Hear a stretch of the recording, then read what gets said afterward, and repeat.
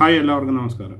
മുഖ്യമന്ത്രി ഇങ്ങനെ ആകണം എന്നതിന് ഒരിക്കൽ കൂടി ഒരു ഉദാഹരണവുമായി കഴിഞ്ഞ ദിവസം ഫേസ്ബുക്കിൽ കണ്ട ഒരു പോസ്റ്റാണ് ഈ വീഡിയോ ചെയ്യുവാൻ എന്നെ പ്രേരിപ്പിച്ചത്. സെയ്ദ് പള്ളുരുത്തി എന്ന വ്യക്തിയുടെ സോഷ്യൽ മീഡിയയിൽ കണ്ട ഈ വീഡിയോ ഞാൻ നിങ്ങളുമായി പങ്കുവെക്കുകയാണ്.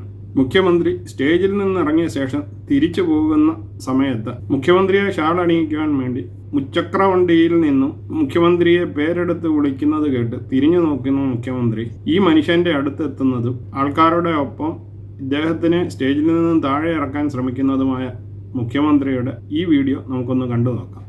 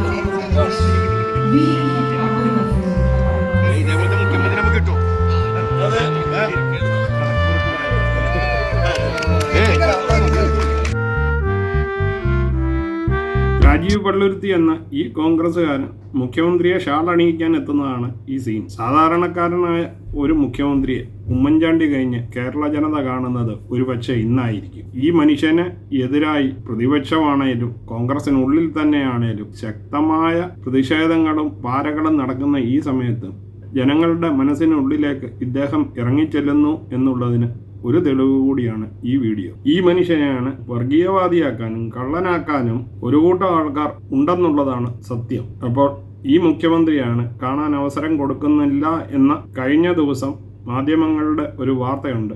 അത് പൊളിഞ്ഞതായി ഈ പരിപാടിയോടുകൂടി ജനങ്ങൾക്ക് മനസ്സിലായതായി അറിയിച്ചുകൊള്ളുന്നു. അപ്പോൾ ഈ വീഡിയോ നിങ്ങൾക്ക് ഇഷ്ടമായെങ്കിൽ ചാനൽ ലൈക്ക് ചെയ്യാനും സബ്സ്ക്രൈബ് ചെയ്യാനും മറക്കാതിരിക്കുക.